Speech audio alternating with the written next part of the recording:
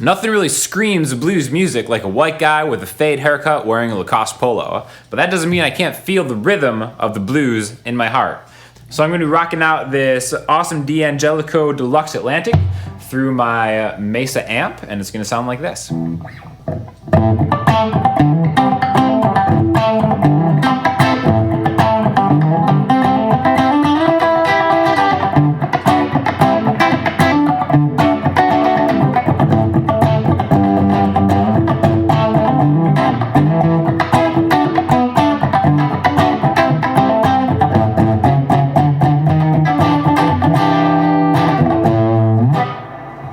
So if that seemed way too complicated for where you're at, don't worry, we're going to kind of break down little pieces of this to kind of go in increasing complexity. If that sounded really bad to you, please leave your remarks in the comments below. I would love to hear it.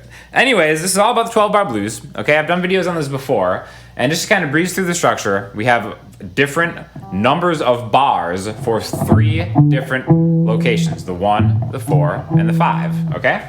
Now, the great thing about the blues is really we kind of have the same chord being played over all 3 spots.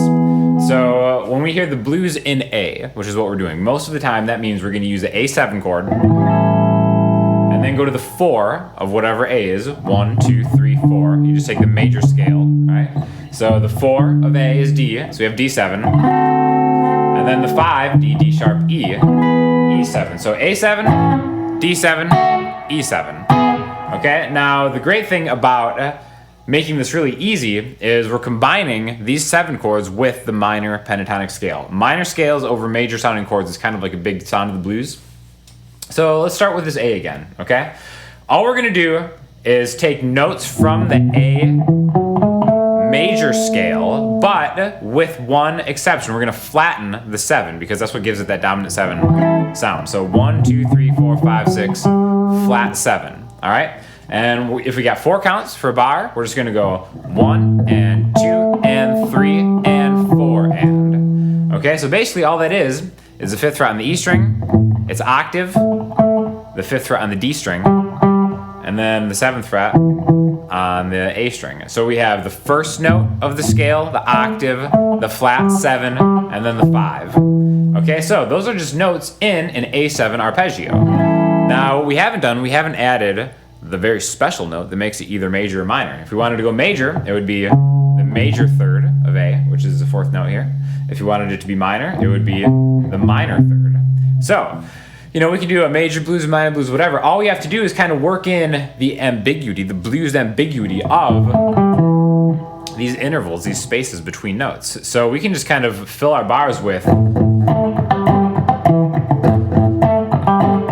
And all I'm doing is I'm keeping an active right hand. And again, you don't have to do this. I'm just adding a lot of mutes as I did in that like first example. But it's really just about seeing the scale behind what you're doing. So even though we just have these notes right here, we said we were in like a major type thing. We could add this note, which is also in the major or the minor scale, minor pentatonic of any of these, the 5th fret on the A string, and we can kind of incorporate that into how we're rhythmically playing this bar. So instead of just 1 and 2 and 3 and 4 and, we can go 1 and 2 and 3 and 4 and 1 and 2 and 3 and 4 and. See, so now we just have all these notes that are available to us, and then with the active right hand, you can start just playing a lot of them with mutes like.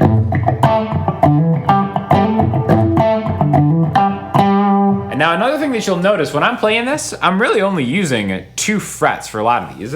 And the thinking behind that is, again, we're using the major scale, or the major scale with the flat 7, and the minor pentatonic scale. So one thing that I find interesting about both of these is like, let's just look at the same fret across different strings. If you use the major scale,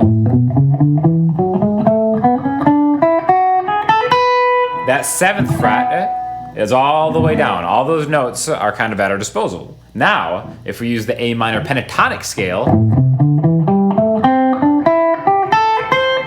all the notes in the 5th fret are at our disposal. So what's kind of cool is you can do like a lot of cool repetitive kind of tricks just by using maybe 2 fingers on the 7th fret or the 5th fret if you're in A. Again, this is all movable. If you're in B flat, you can do it on the 6th fret and the 8th fret. So really, I'm just kind of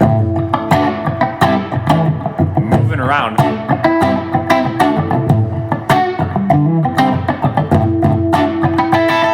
And really, there's no way that I can hit a wrong string as long as I'm really just kind of focusing on just the 5th fret and the 7th fret.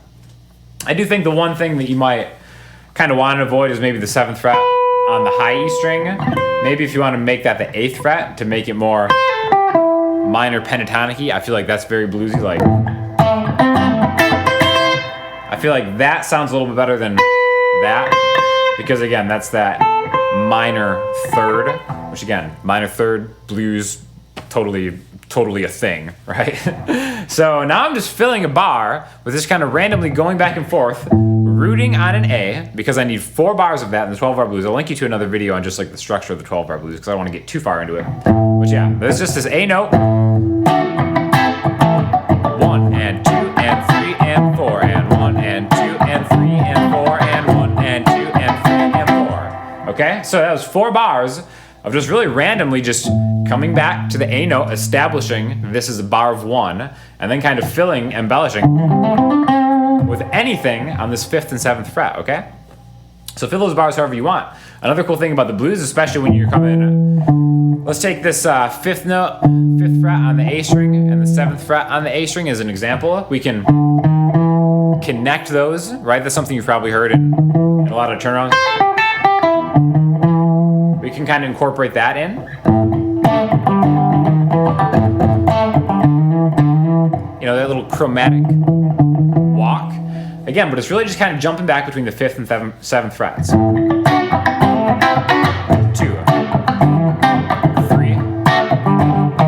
4. And then I go to my next bar. I have 2 bars of 4 next, which is going to be down a string, the D. I can do exactly everything that I just did just by going from the 5th to the 7th fret. That was just 2 bars, then back to the 1 chord for 2 bars. Now what that was is you can always throw in these little like lead lines, and that's where you can kind of start using a lot of licks that you've learned, you know, from myself, some of my incredible licks videos and other great guitar instructors, you know, all over YouTube. But that's just like a real easy minor pentatonic lick that you can throw in there. So what I just did there is I just like slid from my little spot on the 5th or the 7th fret here, 2 frets higher on the G string, to my middle finger, the 8th fret on the B string, and then back. Okay, and you can kind of incorporate that into your rhythm.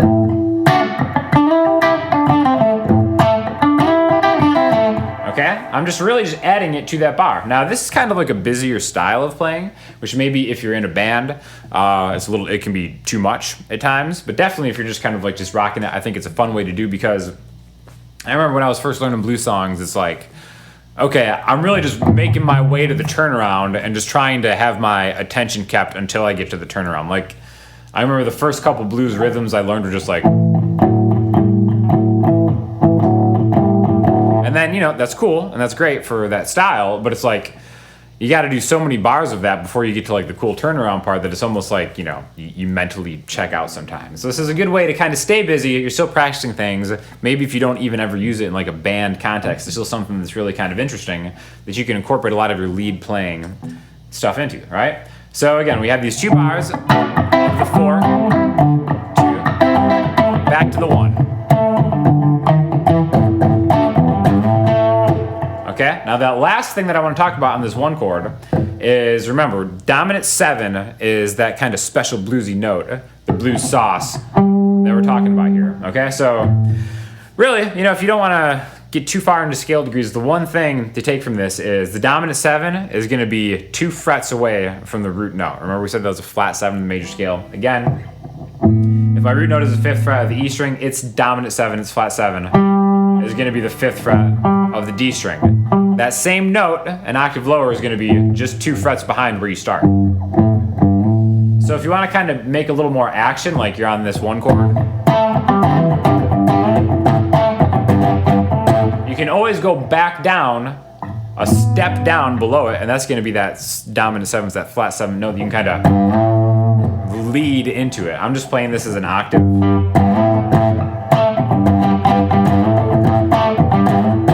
since all these chords are dominant 7 chords, we can do the same thing on the 4 chord. Back to the 1 chord. 5 chord. 4.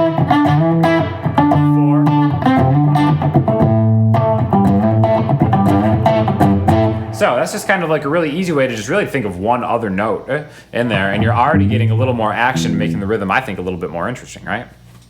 So the same stuff that we did with these 2 frets back and forth, we can do on the 5 chord, the 5 chord in A, being this E, right? E7. We can do all the same licks that we did here. And then back to the 1 or the turnaround, okay? So I'm gonna do kind of the same thing for all of the bars before we get to the turnaround. So we have 1, there's the 3rd bar, the 4 chord, back to the 1 chord for 2 bars, the 5 chord, the 4 chord,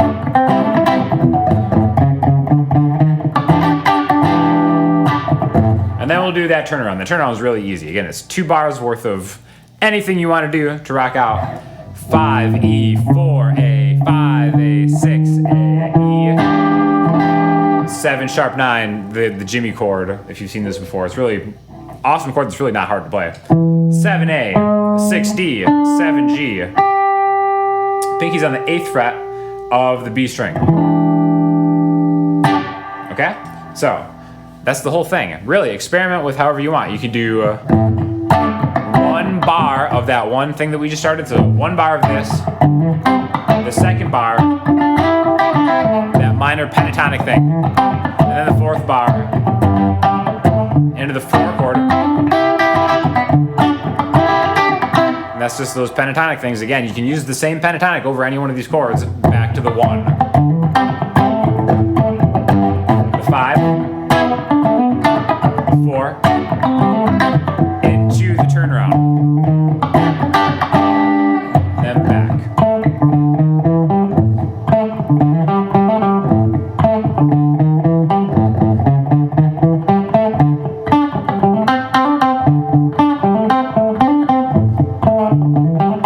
Now that one is just a little bit cleaner, where I'm just picking single notes, where this is a little